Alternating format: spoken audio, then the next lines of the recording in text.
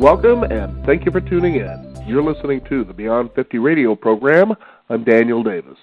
For those of you out there listening who are trying to recover from addiction, you realize this can be a very rough road. Usually if you're attending an AA or 12-step program, whatever the case may be, you realize that this is something that you have to find to become selfish is probably the best road to take. But for many people who hear a word such as selfishness, that may be a taboo. Joining us here on the Beyond 50 radio program today is author of a book known as It's a Selfish Program. We're going to discover and experience the strength and hope for recovering addicts by having self-care and healing from addictions. I'd like to welcome to the Beyond 50 radio program today our guest, Stephen C. Stephen, thank you for joining us here on the Beyond 50 radio program. Of course, Daniel. It's my pleasure. Now, how did all this start for you? Well, it started for me as a long-time member of a number of 12-step programs, starting with AA about 26 years ago, and just sitting in many meetings over many years and hearing about people's struggles, about how hard it was for them to find sobriety and find recovery, and hearing over and over again. There are a lot of adages, a lot of sayings in AA, but one of them is, it's a selfish program. So I just heard that over and over and over, and I just started thinking about it a little more deeply, and out of that came all of these thoughts that became part of this booklet, It's a Selfish Program. Now, it seems simple enough when you think about it that way, but why did that seem to give people a feeling of being uncomfortable, that it shouldn't be, that you should be, I guess, selfless, I guess? I think there's a number of reasons for that. First of all, in the world of active addiction, if you are actively in addiction, or if you are living with or in relationship with somebody who's actively addictive, the word selfish gets a real bad reputation, and with good reason. The selfishness that people display when they are acting out of active addiction is very destructive. It's harmful to them. It's harmful to the people around them, and yet there is, along with many of the other elements of powerlessness in addiction, there's sort of a compulsion to behave this way, to behave as if you're the center of the universe, nobody else matters, your needs are the most important thing, and your needs are, of course, to satisfy your addiction, which really by definition is a destructive thing. So people coming out of all of those kinds of experiences have a very negative experience of selfishness, and when they hear that they need to be selfish in order to recover, I think for a lot of them it just kind of brings up all over again some of the nightmares that they've experienced in the selfishness of their active addiction.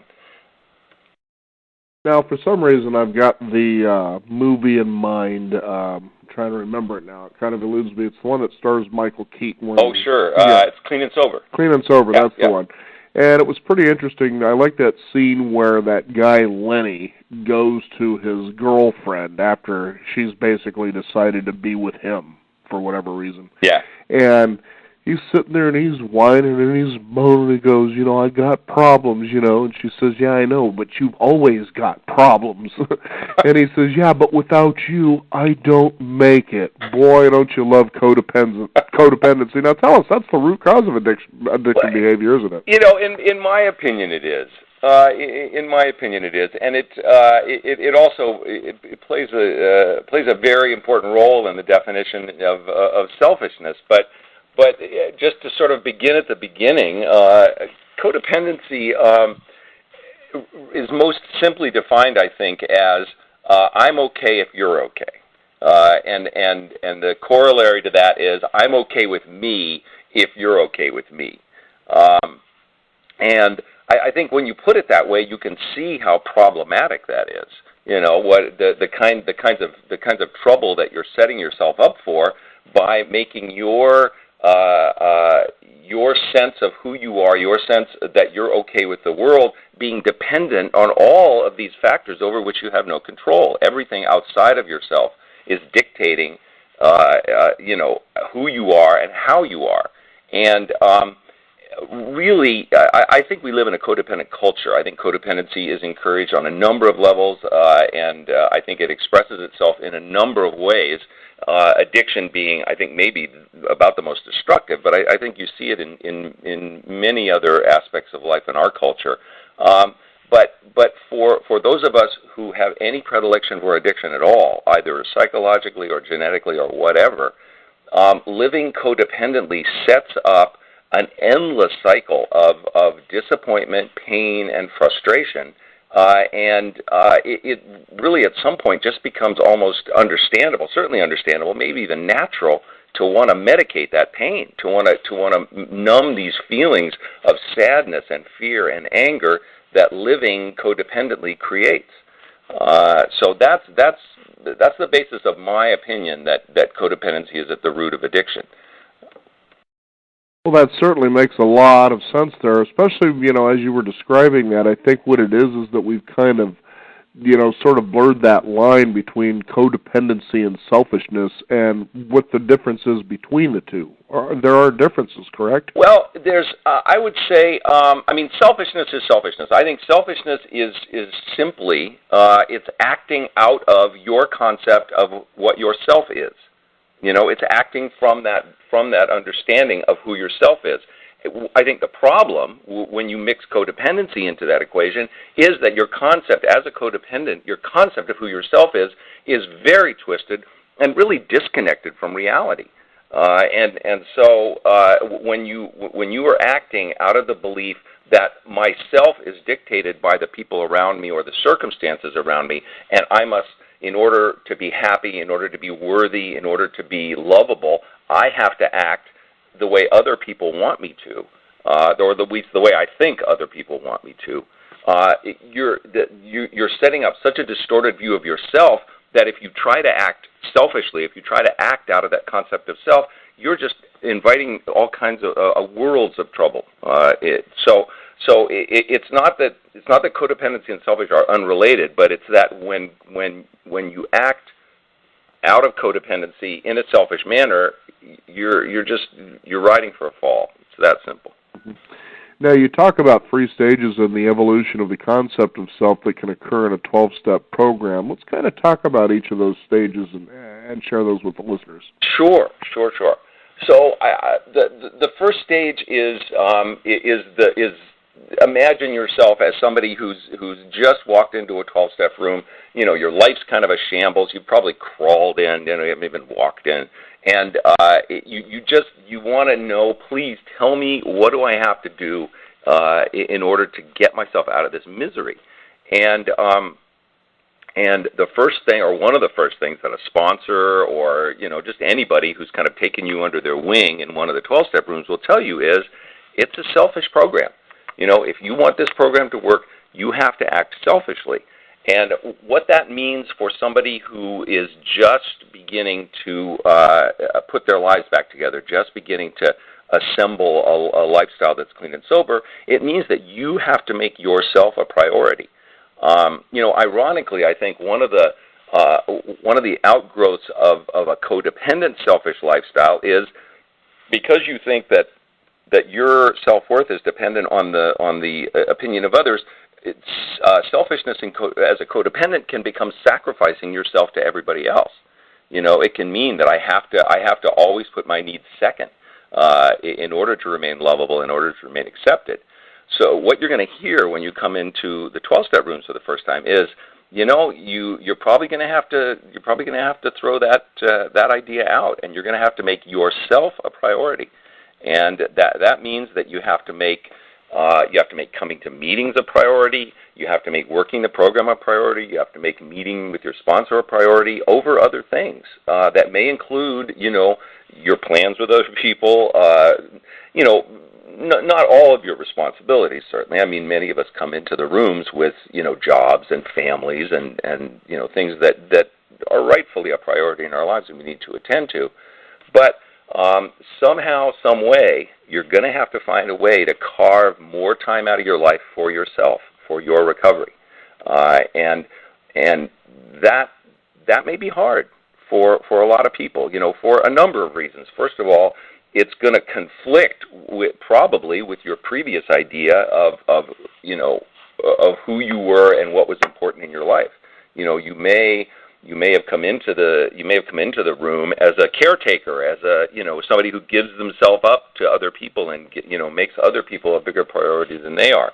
So you may find yourself in conflict with that idea.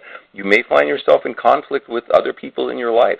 Your family, your coworkers, your partners, your friends, who are now all of a sudden not the most important thing in your world. Your recovery is the most important thing. So that's the first stage, and it comes with its own challenges, and they have to be met. And to the extent that you can overcome them, I think you will find that your recovery proceeds according to that. So that's the first stage. That's what I would call kind of stage one of selfish recovery. And you may still, at that stage, think that you're really, you may have a low opinion of yourself. Let's put it that way. One of the best definitions that I've ever heard of an addict is a piece of crap that the universe revolves around. And that just sort of incorporates both of those concepts of, first of all, people who have good self-esteem don't behave addictively. That's, if you value yourself, if you truly love yourself, you're not going to engage or get stuck in addictive lifestyle. But we don't. We addicts, pretty much to a man, woman, and child, have a very low opinion of ourselves, and yet we behave as though we are the most important thing in the universe. That certainly that our addiction is the most important thing in the universe. So, you're gonna have to confront that low opinion of yourself in acting in this selfish way that a 12-step recovery program asks of you. So that's something that I think most of us have to confront during that first stage. What I've seen happen, what I've seen in myself, what I've seen in the people I've sponsored in the program, and the people I've seen in the rooms, is that over a period of time, as we begin to work the program, as we begin to accumulate some sobriety, and as our life begins to improve, begins to turn around, what we discover is, wow, I'm not such a bad person after all. I'm not this terrible, chaotic ball of destruction that I remember from my days in active addiction. I kind of like this person. I kind of think, maybe this person deserves to be happy. Maybe this person actually is lovable. So what I found in the second stage is that our view of ourself, of who we really are, begins to evolve. It begins to grow, and begins, in my opinion, to align itself more with the reality of who we really are. We are precious children of God. We are lovable, each and every one of us, and we're deserving of love and care and respect and all of those things that we really denied ourselves in active addiction. So that's what I would describe as the second stage of self. And the third stage of how I've seen the concept of self emerge is really it's personal to me. It's certainly not 12-step doctrine or it's something that you'll even necessarily hear in a 12-step room. But I've seen it. I've seen it in my own life, and I've seen it in the lives of the people who I've been in the rooms with. And that third stage of self, for me, is connected to, intimately connected to, the idea that really we are all connected. That the idea of self as contained within this body and within this one lifetime is really, I would say, a not fully developed idea of true self. The truth is that we are all connected, and that the reason, among other things, that 12-step recovery works is because it recognizes the fact that we are dependent on each other for our recovery. Nobody in 12-step recovery recovers from their addiction alone. And the reason for that is because we begin to recognize that my recovery and your recovery are connected to each other. one of the things, interestingly enough, that's asked of us in 12-step recovery is what we call service work, which is giving up our time to do things to help other people. It can be sponsoring other people. It can be setting up the chairs or making the coffee before a meeting. It could be chairing a meeting. It could be taking on an administrative position of some sort. But it's some variation of giving up our time, for the benefit of the whole, for the good of the group. And this may seem like the opposite of selfishness, but in fact, what we discover is that it really is part of being selfish, because in that activity of connecting with other people, in that activity of giving up ourselves for the greater good, we're actually benefiting ourselves. It's actually a very selfish thing to do. The people I've sponsored, I like to think, have all gotten something out of my sponsorship. They've all gotten some insights and some progress in their recovery. But the fact of the matter is, I sponsor because it keeps me sober. I give up my time and spend time with these people and, give them my experience, strength, and hope, because that's what I need to do in order to stay sober.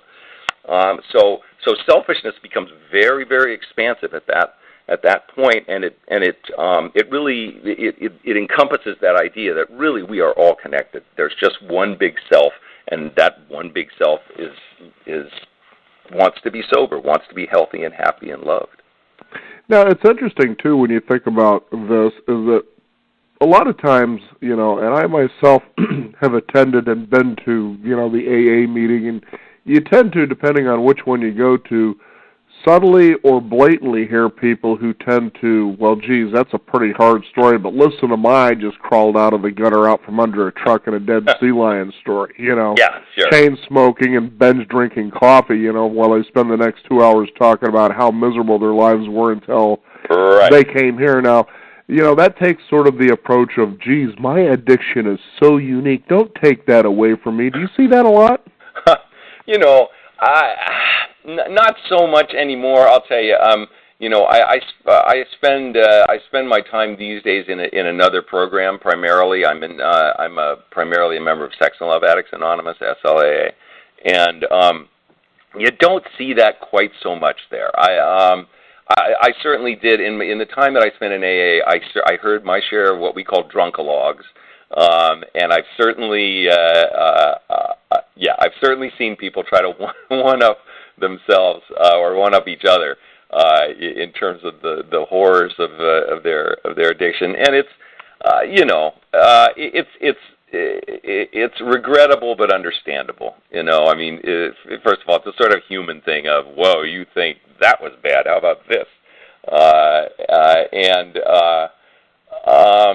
It's also, I think, on the positive side, telling those stories is a way that people have of just reminding themselves, A, what they came from and how much their lives have improved, and B, what's waiting for them out there if they don't continue to stay sober and don't continue to work a program. So I've seen it. It's not. I prefer to live in the solution a little bit more than the problem. In fact, a lot more than in the problem. But it certainly happens.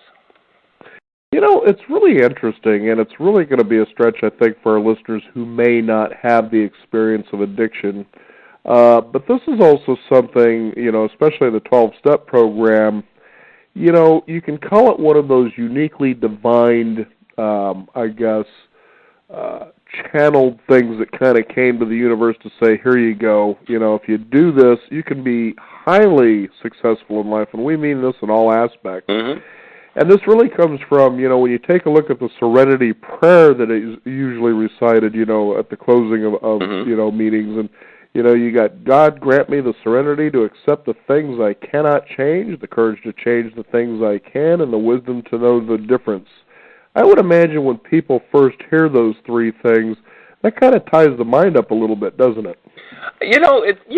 Yeah. Especially when it comes to the wisdom to know the difference. Well, I wasn't smart enough. That's how I got myself in the situation I'm in. And, this doesn't mean that you're an addict. You could be, out of work, whatever the case is. Do you see where I'm kind of going with this here? Oh, man, I'll tell you, I think the Serenity Prayer, should be, it should be it should be stitched into one of those little things that people frame and put on their walls, and in every home in America. I think what the Serenity Prayer has to offer is a solution for really life in general. We addicts are kind of extreme examples of how that can go wrong, of how not to live your life. But I think a lot of people, because, again, getting back to my idea that really we live in such a highly codependent culture, a lot of us are raised with the idea that, in fact, when we not only can, but we should attempt to manipulate outside external reality in order to achieve inner serenity.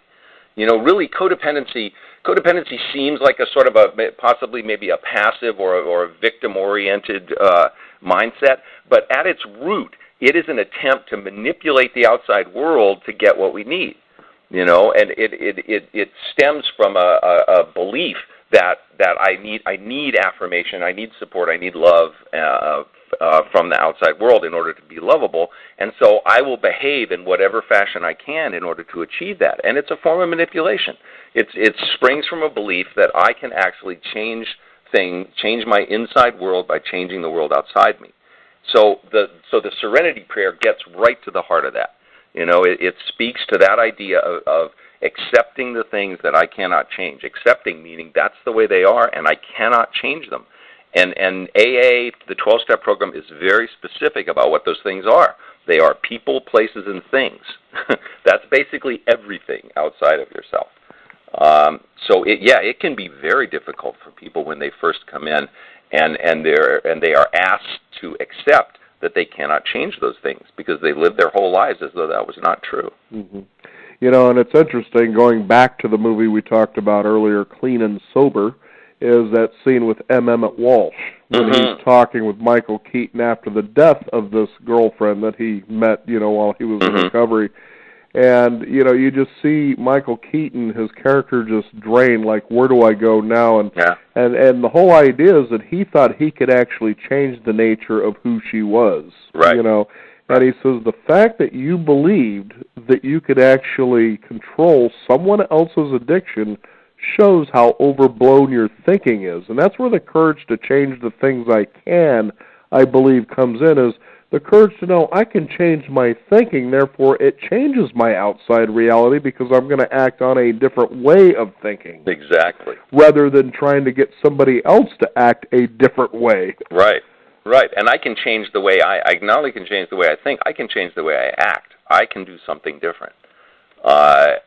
That something different just doesn't include trying to get somebody else to do something different.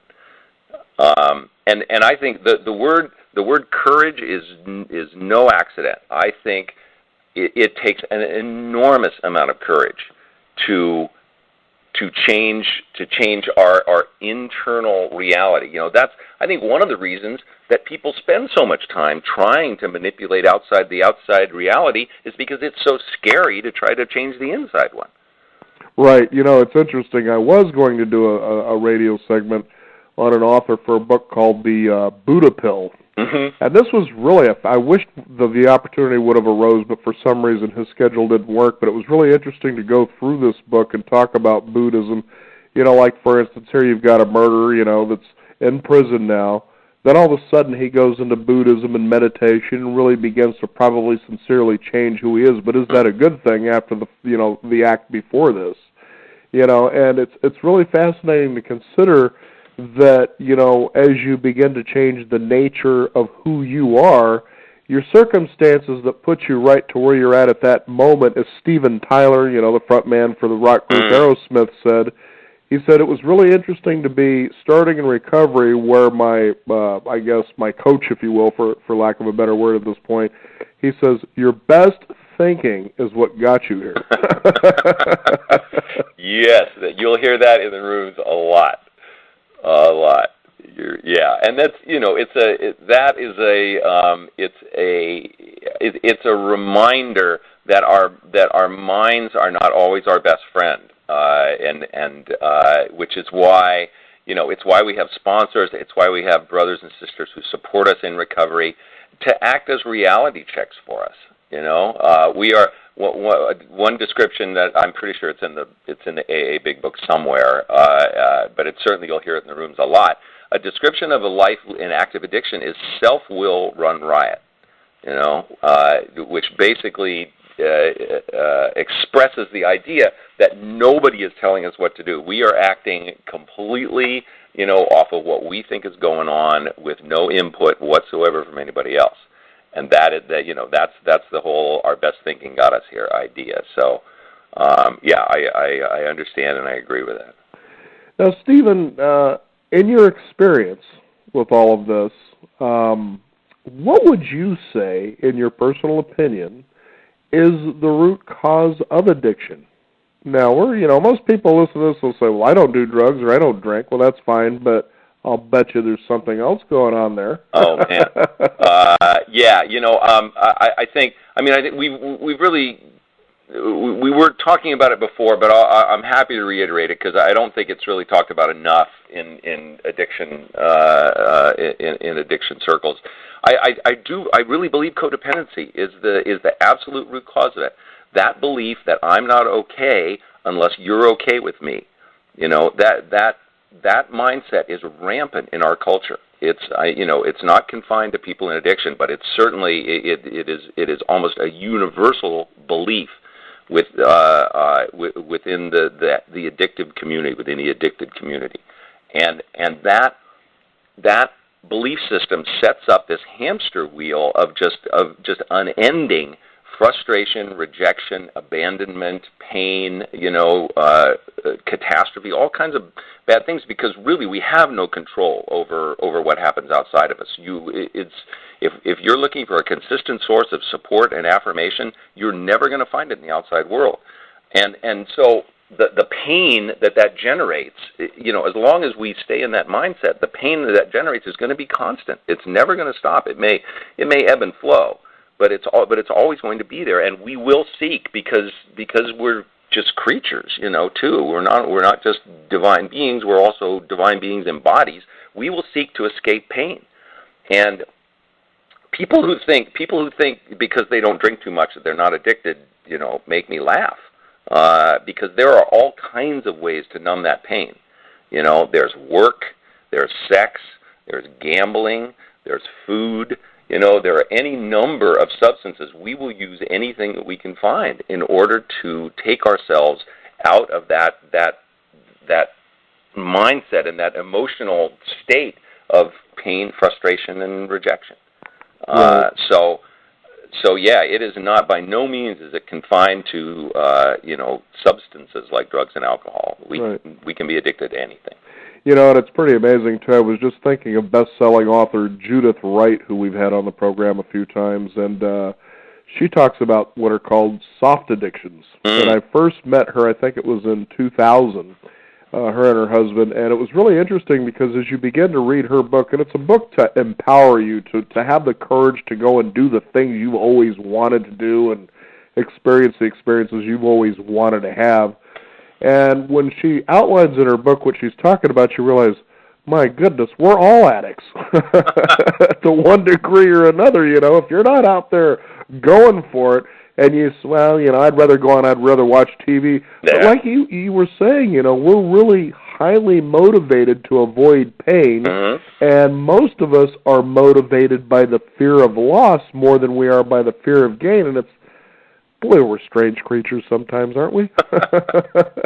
Yes, we are. Yes, we are. And speaking of Judith Wright, too, that's kind of around the time I first broke into radio, and I like on the back of your book this quote by Buckaroo Banzai. Remember, no matter where you go, there you are. And I used to actually close my show back in the day by saying, wherever you are is where you should be. And I've never seen Buckaroo Banzai, by the way. Oh, my gosh. I highly recommend it. It's wonderful. I've seen pieces, but it's funny as I read this quote, realizing, I used to say something just like that. Yeah. And there was one day somebody was arguing with me, well, that's not true. And I said, okay, so then you shouldn't be here right now. No. Well, then what are you doing here?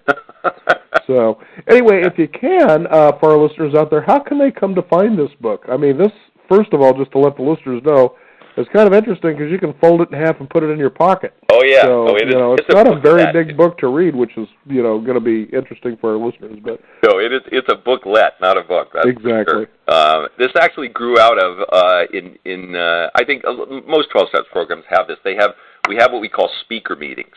Ordinarily the meetings are the format is that lots of people get to talk. You have time limits. You're allowed to talk for 2 or 3 minutes. Nobody can interrupt you. Nobody can. There's no crosstalk. Nobody's allowed to respond to what you say. You just talk. And so you'll hear, in the course of a meeting, you could hear from 20 or 30 different people. Well, in speakers meetings, the meeting is devoted to just the one person who gets up and talks, and they usually talk about how they got there. How they got there, what happened, and what it's like now. They talk about what their life used to be like, how they got into recovery, and how their lives have changed since they got into recovery. So this book, It's a Selfish Program, grew out of a speakers meeting talk that I gave a couple of years ago. So it's, you can read it in about probably 30 to 45 minutes. That's about how long I talked for, and this is really just a kind of a transcript of that talk.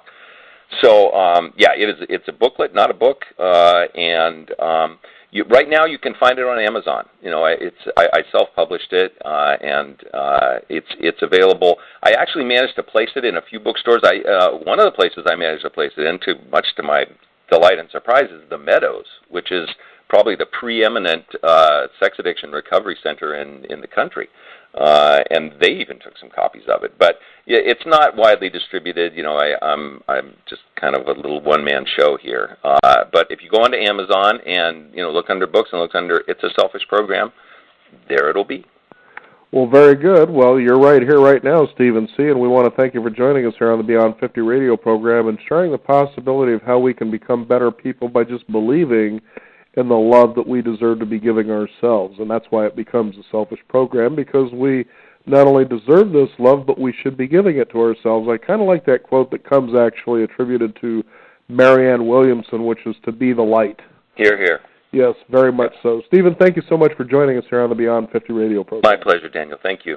We want to thank you, the listeners, for tuning in. You can also discover more by visiting us at beyond50radio.com. That is the number 50. We encourage you to sign up for our weekly e-news updates. Stay tuned for what's going on in the world of Beyond 50 Radio. You can also follow us on Twitter at Beyond 50 Radio as well, and Facebook also. I'm Daniel Davis. Thank you for joining us. This is the Beyond 50 Radio program. And remember, live your day past halfway.